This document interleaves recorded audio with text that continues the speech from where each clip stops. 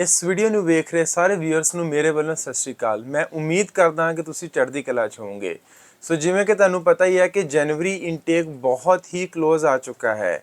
ਮਤਲਬ ਜਿਹੜੀਆਂ ਕਲਾਸਿਸ ਹਨ ਉਹ ਆਲਮੋਸਟ 10 ਤੋਂ 20 ਜਨਵਰੀ ਵਿੱਚ ਤੁਹਾਡੀਆਂ ਸਟਾਰਟ ਹੋ ਜਾਂਦੀਆਂ ਹਨ ਅਤੇ ਬਹੁਤ ਸਾਰੇ ਸਟੂਡੈਂਟ ਜਿਨ੍ਹਾਂ ਨੇ ਜਨਵਰੀ ਇਨਟੇਕ ਲਈ ਅਪਲਾਈ ਕੀਤਾ ਹੈ ਉਹਨਾਂ 'ਚੋਂ ਬਹੁਤ ਸਾਰੇ ਨੂੰ ਰਿਲੈਕਸ ਹੋ ਕੇ ਬੈਠ ਗਏ ਹਨ ਬਿਕੋਜ਼ ਮੋਸਟਲੀ ਸਟੂਡੈਂਟਸ ਦੇ ਆਫਰਸ ਜਾਂ I-20 ਆ ਚੁੱਕੀਆਂ ਹਨ। DS-160 ਫਾਰਮ ਫਿਲ ਹੋ ਚੁੱਕੇ ਹਨ, ਸੇਵਿੰਗਸ ਫੀਸ ਪੇ ਹੋ ਚੁੱਕੀ ਹੈ ਅਤੇ ਆਪਾਂ ਇਹ ਸੋਚ ਕੇ ਬੈਠੇ ਹਾਂ ਕਿ ਸਾਰਾ ਕੁਝ ਹੋ ਗਿਆ, ਹੁਣ ਤਾਂ ਵੀਜ਼ਾ ਆ ਹੀ ਜਾਣਾ ਹੈ। ਮੈਂ ਤੁਹਾਨੂੰ ਅਗਾਹ ਕਰਨਾ ਚਾਹਾਂਗਾ ਤਾਂ picture is not over yet. ਹਜੇ ਸਭ ਤੋਂ ਇੰਪੋਰਟੈਂਟ ਕੰਮ ਪਿਆ ਹੈ ਅਤੇ ਉਹ ਇੰਪੋਰਟੈਂਟ ਕੰਮ ਕੀ ਹੈ? ਤੁਹਾਡੀ ਇੰਟਰਵਿਊ ਦੀ ਪ੍ਰੈਪਰੇਸ਼ਨ। ਮੈਂ ਤੈਨੂੰ ਆਪਣੇ ਪਿਛਲੇ ਕੁਝ ਸਾਲਾਂ ਦੇ ਐਕਸਪੀਰੀਅੰਸ ਤੋਂ ਇਹ ਦੱਸਣਾ ਚਾਹਾਂਗਾ ਕਿ ਉਹ ਸਟੂਡੈਂਟ ਜਿਨ੍ਹਾਂ ਦਾ ਕੇਅਰਲੈਸ ਐਟੀਟਿਊਡ ਸੀਗਾ ਜਾਂ ਜਿਹੜੇ ਬੜੇ ਹੀ ਬੇਪਰਵਾਹ ਸਨ ਕਿ ਚਲੋ ਹੁਣ ਤਾਂ I-20 ਆ ਗਈ ਹੈ, ਵਧੀਆ ਯੂਨੀਵਰਸਿਟੀ ਮਿਲ ਗਈ ਹੈ, ਆਫਰ ਲੈਟਰ ਆ ਗਈ ਹੈ, ਸਭ ਕੁਝ ਵਧੀਆ ਹੈਗਾ, DS-160 ਵਿੱਚ ਬਹੁਤ ਵਧੀਆ ਤਰੀਕੇ ਨਾਲ ਤੁਸੀਂ ਸਭ ਕੁਝ ਮੈਂਸ਼ਨ ਕੀਤਾ ਹੈ ਜਾਂ ਸੇਵਿੰਗਸ ਪੇ ਹੋ ਗਈ ਹੈ, ਹੁਣ ਕਾਹਦੀ ਟੈਨਸ਼ਨ। ਉਹਨਾਂ ਨੂੰ ਜ਼ਿਆਦਾ ਵੀਜ਼ਾ ਨਹੀਂ ਮਿਲਿਆ। ਸੋ ਇਸ ਟਾਈਮ ਤੇ ਕਰਨਾ ਕੀ ਹੋਏਗਾ? The need of N R is to go for the interview preparation because the preparation is the key. ਜੇ ਇਸ ਟਾਈਮ ਤੇ ਤੁਸੀਂ ਕੋਈ ਵੀ ਢਿੱਲ ਵਰਤੋਗੇ you are not going to get the USA visa। ਸੋ ਇਸ ਵੀਡੀਓ ਨੂੰ ਬਣਾਉਣ ਦਾ ਖਾਸ ਮਕਸਦ ਹੀ ਇਹ ਹੈ ਕਿ ਇੰਟਰਵਿਊ ਦੀ ਪ੍ਰੈਪਰੇਸ਼ਨ ਕਿੱਦਾਂ ਸਟਾਰਟ ਕੀਤੀ ਜਾਵੇ। ਆਏ ਦਿਨ ਮੈਨੂੰ ਬਹੁਤ ਸਾਰੇ ਸਟੂਡੈਂਟ ਮਿਲਦੇ ਹਨ ਜਿਨ੍ਹਾਂ ਦੀ ਕਿਸੇ ਨਾ ਕਿਸੇ ਪਾਸਿਓਂ I-20 ਆ ਚੁੱਕੀ ਹੈ ਬਟ ਇੰਟਰਵਿਊ ਤੇ ਆ ਕੇ ਏਜੰਟ ਨੇ ਹੱਥ ਖੜੇ ਕਰ ਦਿੱਤੇ। ਜਾਂ ਤਾਂ ਉਹਨਾਂ ਕੋਲ ਐਫੀਸ਼ੀਐਂਟ ਰਿਸੋਰਸਿਸ ਨਹੀਂ ਹਨ ਜਾਂ ਉਹਨਾਂ ਕੋਲ ਉਹ ਸੈਟਅਪ ਨਹੀਂ ਹੈ ਜਿਸ ਸੈਟਅਪ ਵਿੱਚ ਪ੍ਰੈਪਰੇਸ਼ਨ ਕਰਵਾ ਕੇ ਬੱਚੇ ਦਾ ਵੀਜ਼ਾ ਕਰਵਾਇਆ ਜਾ ਸਕਦਾ ਹੈ। ਜੇ ਮੈਂ IBT ਓਵਰਸੀਜ਼ ਦੀ ਐਗਜ਼ਾਮਪਲ ਦੇਵਾਂ, we are the only consultant having the complete US embassy like setup. ਜੇ ਜਲੰਧਰ ਦੀ ਗੱਲ ਕਰਾਂ ਤਾਂ ਸਾਡੇ ਕੋਲ ਇਸ ਟਾਈਮ ਤੇ 2 ਐਮਬੈਸੀ ਸੈਟਅਪ ਹਨ, 2 ਅਲੱਗ-ਅਲੱਗ ਬਿਲਡਿੰਗ ਦੇ ਵਿੱਚ, ਜਿਹਦੀ ਕਪੈਸਿਟੀ ਹੈ almost 500 student the at one time. Because ਸਾਡੇ ਆਲਮੋਸਟ 1000 ਬੱਚੇ ਹੈ ਜੋ ਇਸ ਵਾਰੀ ਇੰਟਰਵਿਊ ਲਈ ਜਾ ਰਹੇ ਹਨ ਤੇ ਮੈਂ ਉਮੀਦ ਕਰਦਾ ਹਾਂ 500-600 ਨੂੰ ਘੱਟੋ ਘੱਟ ਵੀਜ਼ਾ ਮਿਲੇਗਾ। ਅਤੇ ਜੇ ਤੁਸੀਂ ਵੀ ਆਪਣਾ ਵੀਜ਼ਾ ਲੈਣਾ ਚਾਹੁੰਦੇ ਹੋ ਤਾਂ IBT ਓਵਰਸੀਜ਼ ਨੂੰ ਤੁਸੀਂ ਜੁਆਇਨ ਕਰ ਸਕਦੇ ਹੋ। ਮੈਂ ਇਹ ਨਹੀਂ ਕਹਿ ਰਿਹਾ ਕਿ ਜੇ I-20 ਆ ਗਈ ਤਾਂ ਤੁਹਾਨੂੰ ਸਾਰਾ ਪ੍ਰੋਸੈਸ ਮੇਰੇ ਤੋਂ ਕਰਵਾਉਣਾ ਪਵੇਗਾ। ਇੱਦਾਂ ਕਿਉਂ? ਬਿਕੋਜ਼ I-20 ਆ ਚੁੱਕੀ ਹੈ, ਯੂਨੀਵਰਸਿਟੀ ਵਧੀਆ ਹੈ, ਕੋਰਸ ਵਧੀਆ ਹੈ। ਕਰਨਾ ਕੀ ਪਵੇਗਾ? ਤੁਸੀਂ IBT ਓਵਰਸੀਜ਼ ਸਿਰਫ ਜੁਆਇਨ ਕਰਨਾ ਹੈ ਇੰਟਰਵਿਊ ਪ੍ਰੈਪਰੇਸ਼ਨ ਲਈ, ਉਹ ਵੀ ਬਹੁਤ ਘੱਟ ਫੀਸ ਦੇ ਉੱਪਰ। ਤੁਸੀਂ ਫੀਸ ਕਿੰਨੀ ਚਾਰਜ ਕਰਦੇ ਅਸੀਂ ਉਹਦੇ ਲਈ ਤੁਸੀਂ ਬ੍ਰਾਂਚ ਵਿੱਚ ਕੰਟੈਕਟ ਕਰ ਸਕਦੇ ਹੋ। ਬਟ ਇੰਪੋਰਟੈਂਟ ਹੈ ਇਸ ਟਾਈਮ ਤੇ ਕਿ ਤੁਸੀਂ ਇੰਟਰਵਿਊ ਵਿੱਚ ਕਿੰਨਾ ਚੀਜ਼ਾਂ ਦਾ ਧਿਆਨ ਰੱਖਣਾ ਹੈ। ਜਾਂ ਜੇ ਤੁਹਾਡਾ ਕੰਸਲਟੈਂਟ ਤੁਹਾਨੂੰ ਗਲਤ ਗਾਈਡ ਕਰ ਰਿਹਾ, ਤੁਹਾਡੇ ਕੰਸਲਟੈਂਟ ਐਫੀਸ਼ੀਐਂਟ ਨਹੀਂ ਹੈ ਤਾਂ ਤੁਸੀਂ IBT ਓਵਰਸੀਜ਼ ਜ਼ਰੂਰ ਆਓ। ਸੋ ਜੇ ਇੰਟਰਵਿਊ ਦੀ ਗੱਲ ਕਰੀਏ ਉਹਦੇ ਲਈ IBT ਇੱਕ US ਇੰਟਰਵਿਊ ਦੀ ਇੱਕ ਗਾਈਡ ਪ੍ਰੋਵਾਈਡ ਕਰਦਾ ਹੈ। ਮੈਂ ਤੁਹਾਨੂੰ ਇਹਦੇ ਉੱਪਰ ਬੈਟ ਕਰ ਸਕਦਾ ਹਾਂ ਕਿ ਇਸ ਤੋਂ ਇਲਾਵਾ ਨਾ ਤਾਂ ਕਦੀ ਕੋਈ ਕੁਐਸਚਨ ਪੁੱਛਿਆ ਗਿਆ ਹੈ ਨਾ ਹੀ ਕਦੀ ਕੋਈ ਕੁਐਸਚਨ ਪੁੱਛਿਆ ਜਾਵੇਗਾ। ਅਸੀਂ ਇਹ ਗਾਈਡ ਉਹਨਾਂ ਸਾਰੇ ਸਟੂਡੈਂਟਸ ਨੂੰ ਪ੍ਰੋਵਾਈਡ ਕਰਦੇ ਹਾਂ। ਟੋਟਲ ਇਹਦੇ ਵਿੱਚ 13 ਪੇਜਸ ਹਨ ਅਤੇ 13 ਪੇਜਸ ਵਿੱਚ ਹੀ ਲੁਕਿਆ ਹੋਇਆ ਤੁਹਾਡਾ USA ਦਾ F1 ਵੀਜ਼ਾ। सो ਇਹਦੇ ਵਿੱਚ ऐसा ਕੀ खास है? बहुत सारे कंसल्टेंट ऐसा बोलते हैं कि US F1 इंटरव्यू सिर्फ 1 मिनट का होगा, 4-5 क्वेश्चन पूछे जाएंगे, उसको रट के चले जाओ। मतलब कैसे questions?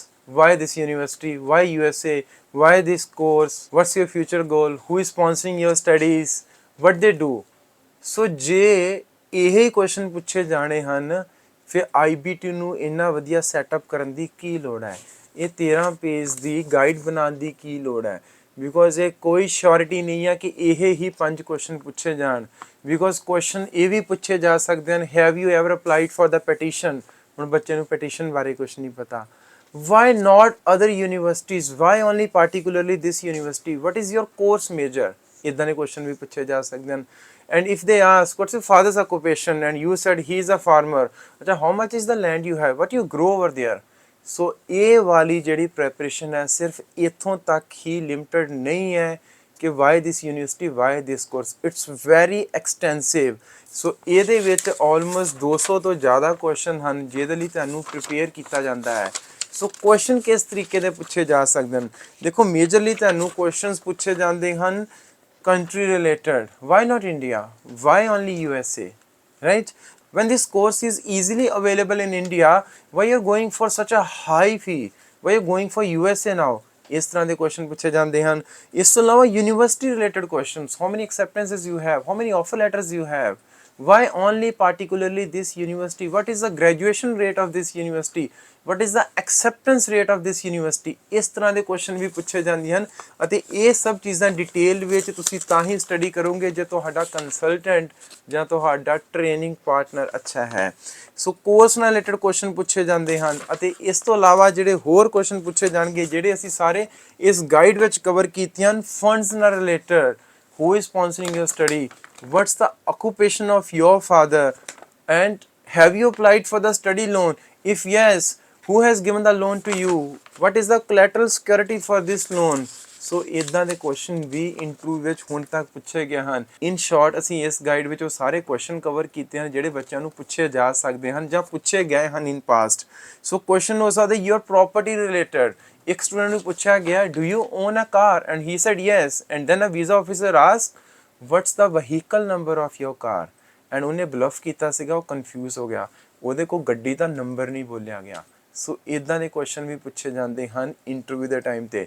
How much is the total land you have, how many properties you have, what's the net worth of your property, do you carry any property valuation document with you.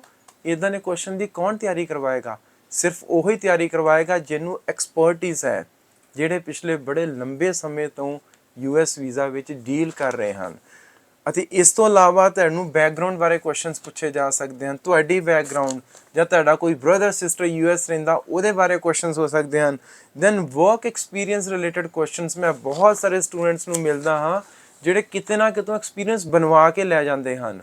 ਪਹਿਲੀ ਗੱਲ ਤਾਂ ਉਹ ਚੀਜ਼ ਕਰਨੀ ਨਹੀਂ ਚਾਹੀਦੀ, ਬਟ ਜੇ ਤੁਸੀਂ ਉਹ ਚੀਜ਼ ਕੀਤੀ ਹੈ you should be very confident about all the questions which may be asked। ਇੱਕ ਸਟੂਡੈਂਟ ਨੂੰ ਪੁੱਛਿਆ ਗਿਆ what's the name of your manager, what's the address of your company, what kind of products or services you deal in, what was your potential customer, what's the net sales of your company। ਮਤਲਬ ਤੁਸੀਂ ਜੋ ਕਰ ਰਹੇ ਹੋ, ਜਿੱਥੇ ਕਰ ਰਹੇ ਹੋ, ਤੁਹਾਨੂੰ ਕੀ ਮਿਲ ਰਿਹਾ, what's the monthly salary of yours। ਇਹਦੇ ਬਾਰੇ ਤੁਹਾਨੂੰ ਕੰਪਲੀਟ ਡਿਟੇਲ ਇਨਫੋਰਮੇਸ਼ਨ ਹੋਣੀ ਚਾਹੀਦੀ ਹੈ। ਅਤੇ ਤੁਹਾਡਾ ਕੰਸਲਟੈਂਟ ਜੇ ਤੁਹਾਨੂੰ ਸਿਰਫ ਇਹੀ ਕਹਿ ਰਿਹਾ ਕਿ 5 ਕੁਐਸਚਨ ਰੱਟ ਕੇ ਜਾਣੇ ਆ, ਉਹਦੀ ਗੱਲ ਬਿਲਕੁਲ ਨਾ ਸੁਣੋ। Come and join IBT training module for the interview preparation. ਬਹੁਤ ਘੱਟ ਫੀਸ ਤੇ ਇਹ ਅਵੇਲੇਬਲ ਹੈ ਤੁਹਾਡੇ ਲਈ। ਅਤੇ ਇਸ ਤੋਂ ਇਲਾਵਾ ਕੁਐਸਚਨ ਕੀ ਪੁੱਛੇ ਜਾਂਦੇ ਹਨ ਜੇ ਆਪਾਂ ਇਸੇ ਗਾਈਡ ਨੂੰ ਫੋਲੋ ਕਰੀਏ? ਤੁਹਾਡੀ marriage related question, van did you get married, do you have the kids, ਇਸ ਤਰੀਕੇ ਨਾਲ ਵਟਸ ਯੂਰ ਸਪਾਊਸ ਆਕੂਪੇਸ਼ਨ। ਸੋ ਕੀ ਤੁਹਾਡਾ ਕੰਸਲਟੈਂਟ ਤੁਹਾਨੂੰ ਇਸ ਚੀਜ਼ ਲਈ ਤਿਆਰੀ ਕਰਵਾ ਰਿਹਾ? ਜੇ ਤੁਸੀਂ F2 ਵੀਜ਼ਾ ਵੀ ਅਪਲਾਈ ਕਰਨਾ ਹੈ ਉਹਦੇ ਲਈ ਵੀ ਤੁਹਾਨੂੰ ਪਹਿਲੇ ਦਿਨ ਤੋਂ ਹੀ ਪ੍ਰੈਪਰੇਸ਼ਨ ਕਰਨੀ ਪਵੇਗੀ। ਸੋ ਦ ਨੈਕਸਟ ਕੁਐਸਚਨ ਇਜ਼ ਜੇ ਤੁਸੀਂ US ਤੋਂ ਆਲਰੇਡੀ F1 ਵੀਜ਼ਾ ਤੇ ਰਿਫਿਊਜ਼ਡ ਹੋ ਜਾਂ ਪਹਿਲਾਂ ਤੁਸੀਂ B1 B2 ਵੀਜ਼ਾ ਰਿਫਿਊਜ਼ ਹੋਇਆ ਜਾਂ ਕਿਸੇ ਵੀ ਤਰ੍ਹਾਂ ਦਾ ਤੁਹਾਡਾ M1 J1 ਵੀਜ਼ਾ ਰਿਫਿਊਜ਼ ਹੋਇਆ, ਸੋ ਉਹਦੇ ਰਿਲੇਟਡ ਤੁਹਾਨੂੰ ਕੁਐਸਚਨ ਹੋਣੇ ਚਾਹੀਦੇ ਹੈ। ਸੋ ਮੇਨਲੀ ਰਿਫਿਊਜ਼ਲਾਂ ਨੂੰ ਕੀ ਪੁੱਛਿਆ ਜਾਂਦਾ ਹੈ? What changes you have made to your profile, have you done any changes in the university, have you done any changes to the course, why you feel you are the good candidate to get the USA visa। ਇਸ ਤਰ੍ਹਾਂ ਦੇ question ਪੁੱਛੇ ਜਾਂਦੇ ਹਨ। ਇਸ ਤੋਂ ਇਲਾਵਾ ਇੱਕ ਐਸਾ ਸੈਕਸ਼ਨ ਜਿਹੜਾ ਪੂਰੀ ਇੰਡਸਟਰੀ ਦੁਆਰਾ ਜਾਂ ਸਾਰੇ ਕੰਸਲਟੈਂਟ ਦੁਆਰਾ ਬੁਰੇ ਤਰੀਕੇ ਨਾਲ ਇਗਨੋਰ ਕੀਤਾ ਜਾਂਦਾ ਹੈ, ਉਹ ਹੈ ਪਟੀਸ਼ਨ ਰਿਲੇਟਡ ਕੁਐਸਚਨਸ।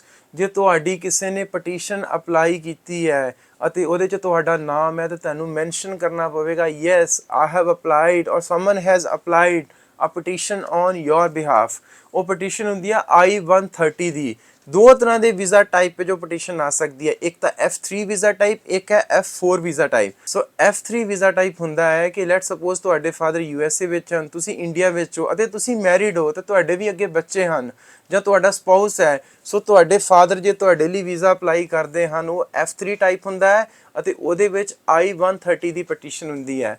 ਤੇ ਦੂਸਰਾ ਆਉਂਦਾ ਹੈ F4 ਟਾਈਪ। F4 ਟਾਈਪ ਕੀ ਹੁੰਦਾ ਹੈ? ਲੈਟ ਸਪੋਜ਼ ਤੁਹਾਡੇ ਸਿਬਲਿੰਗ ਜਿਹੜੇ USA ਵਿੱਚ ਹਨ ਉਹ ਤੁਹਾਡੇ ਲਈ ਵੀਜ਼ਾ ਅਪਲਾਈ ਕਰ ਰਹੇ ਹਨ, ਉਹਨੂੰ F4 ਟਾਈਪ ਤੇ ਉਹਦੇ ਵਿੱਚ ਵੀ I-130 ਦੀ ਪਟੀਸ਼ਨ ਹੁੰਦੀ ਹੈ। ਸੋ ਇਸ ਤਰ੍ਹਾਂ ਦੇ ਬਹੁਤ ਸਾਰੇ ਕੁਐਸਚਨਸ ਹਨ। ਪੁੱਛ ਸਕਦੇ ਹਾਂ ਕਿ ਤੁਹਾਡੇ ਜਿਹਨੇ ਤੁਹਾਡੀ ਪਟੀਸ਼ਨ ਅਪਲਾਈ ਕੀਤੀ ਆ ਵੇਅਰ ਡੂ ਦੇ ਰਿਜ਼ਾਈਡ ਇਨ USA, ਵਟ ਦੇ ਡੂ, ਆਰ ਦੇ ਦਾ ਸਿਟੀਜ਼ਨ ਔਰ ਦਾ ਗ੍ਰੀਨ ਕਾਰਡ ਹੋਲਡਰ ਇਨ ਦਾ USA। ਇਸ ਤਰ੍ਹਾਂ ਦੇ ਬਹੁਤ ਸਾਰੇ ਕੁਐਸਚਨ ਹਨ ਜਿਹੜੇ ਤੁਹਾਨੂੰ ਪੁੱਛੇ ਜਾਂਦੇ ਹਨ। ਜਾਂ ਪੁੱਛਿਆ ਜਾ ਸਕਦਾ what is SEBIS ID, what is ministry of homeland security. So ਜੇ ਤੁਸੀਂ USA F1 ਵੀਜ਼ਾ ਲਈ ਜਾ ਰਹੇ ਹੋ ਸੋ ਤੁਹਾਨੂੰ ਬਹੁਤ ਵਧੀਆ ਤਰੀਕੇ ਨਾਲ ਪ੍ਰੈਪਰੇਸ਼ਨ ਕਰਨੀ ਪਵੇਗੀ। ਅਸੀਂ IBT ਓਵਰਸੀਜ਼ ਵਿੱਚ ਬਿਲਕੁਲ ਐਗਜ਼ੈਕਟ ਡਿਟੋ ਐਮਬੈਸੀ ਵਾਲਾ ਐਕਸਪੀਰੀਅੰਸ ਦਿੰਦੇ ਹਨ। ਸਾਡੇ ਕੋਲ ਸੇਮ ਉਸੇ ਤਰ੍ਹਾਂ ਦੇ ਕੈਬਿਨਸ ਬਣੇ ਹਨ US ਐਮਬੈਸੀ ਵਿੱਚ ਹਨ। ਪਹਿਲਾਂ ਕਲਾਸ ਹੁੰਦੀ ਹੈ, ਉਸ ਤੋਂ ਬਾਅਦ ਤੁਹਾਡੇ ਐਮਬੈਸੀ ਦੇ ਵਿੱਚ ਜਿਹੜੇ ਕੈਬਿਨਸ ਬਣੇ ਹਨ ਉੱਥੇ 1-on-1 ਸੈਸ਼ਨ ਹੁੰਦਾ ਹੈ। ਮਤਲਬ ਸੇਮ ਉਸੇ ਤਰੀਕੇ ਦਾ ਫੀਲ ਜਿਹੜਾ ਤੈਨੂੰ ਐਮਬੈਸੀ 'ਚ ਮਿਲੇਗਾ। ਮਤਲਬ ਤੁਸੀਂ ਇਮੇਜਿਨ ਕਰੋ, ਤੁਹਾਨੂੰ ਪਤਾ ਹੀ ਨਹੀਂ ਲੱਗੇਗਾ ਤੁਸੀਂ ਸਾਡੀ ਐਮਬੈਸੀ 'ਚ ਬੈਠੇ ਹੋ ਜਿਹੜੀ ਅਸੀਂ USA ਵਰਗੀ ਬਣਾਈ ਹੈ, ਜਾਂ ਤੁਸੀਂ ਐਗਜ਼ੈਕਟ ਐਮਬੈਸੀ ਵਿੱਚ ਹੋ ਜਿੱਥੇ ਤੁਸੀਂ ਇੰਟਰਵਿਊ ਦੇਣ ਜਾਣਾ ਹੈ। ਇਹਦਾ ਐਡਵਾਂਟੇਜ ਕੀ ਹੁੰਦਾ ਹੈ ਕਿ ਤੁਸੀਂ ਹੈਜ਼ੀਟੇਟ ਨਹੀਂ ਕਰਦੇ ਹੋ, ਤੁਹਾਡਾ ਕੌਨਫੀਡੈਂਸ ਬਹੁਤ ਵਧੀਆ ਰਹਿੰਦਾ ਹੈ ਅਤੇ ਤੁਸੀਂ ਨਰਵਸ ਬਿਲਕੁਲ ਨਹੀਂ ਹੁੰਦੇ, ਬਿਕੋਜ਼ ਤੁਸੀਂ ਉੱਦਾਂ ਦਾ ਐਕਸਪੀਰੀਅੰਸ ਕਈ ਵਾਰ ਫੀਲ ਕਰ ਚੁੱਕੇ ਹੋ। ਸੋ ਮੈਨੂੰ ਤੁਹਾਨੂੰ ਜਾਂਦੇ ਜਾਂਦੇ ਇਹੀ ਸਲਾਹ ਹੈ ਕਿ ਆਪਣਾ ਟ੍ਰੇਨਿੰਗ ਪਾਰਟਨਰ ਜਿਹੜਾ ਤੁਸੀਂ US F1 ਵੀਜ਼ਾ ਲਈ ਜਾ ਰਹੇ ਹੋ, ਉਹਦੀ ਇੰਟਰਵਿਊ ਲਈ ਟ੍ਰੇਨਿੰਗ ਪਾਰਟਨਰ ਵਧੀਆ ਚੂਜ਼ ਕਰੋ ਅਤੇ IBT ਤੁਹਾਡੀ ਇੱਕ ਨੰਬਰ 1 ਚੁਆਇਸ ਹੋ ਸਕਦੀ ਹੈ। ਤੁਸੀਂ ਇੰਟਰਵਿਊ ਮੋਡਿਊਲ ਲਈ ਰਜਿਸਟਰ ਕਰਨ ਲਈ 8677812345 ਤੇ ਕਾਲ ਕਰ ਸਕਦੇ ਹੋ, ਜਾਂ ਸਾਡੀਆਂ ਜਿਹੜੀਆਂ ਬ੍ਰਾਂਚਸ ਹਨ ਜਲੰਧਰ, ਅੰਮ੍ਰਿਤਸਰ, ਲੁਧਿਆਣਾ ਐਂਡ ਚੰਡੀਗੜ੍ਹ, ਇੱਥੇ ਵਿਜ਼ਿਟ ਕਰਕੇ ਵੀ ਤੁਸੀਂ ਪਰਸਨਲੀ ਐਨਰੋਲ ਕਰ ਸਕਦੇ ਹੋ। ਇਸ ਵੀਡੀਓ ਨੂੰ ਦੇਖਣ ਲਈ ਤੁਹਾਡਾ ਬਹੁਤ ਬਹੁਤ ਧੰਨਵਾਦ। ਸਤਿ ਸ਼੍ਰੀ ਅਕਾਲ।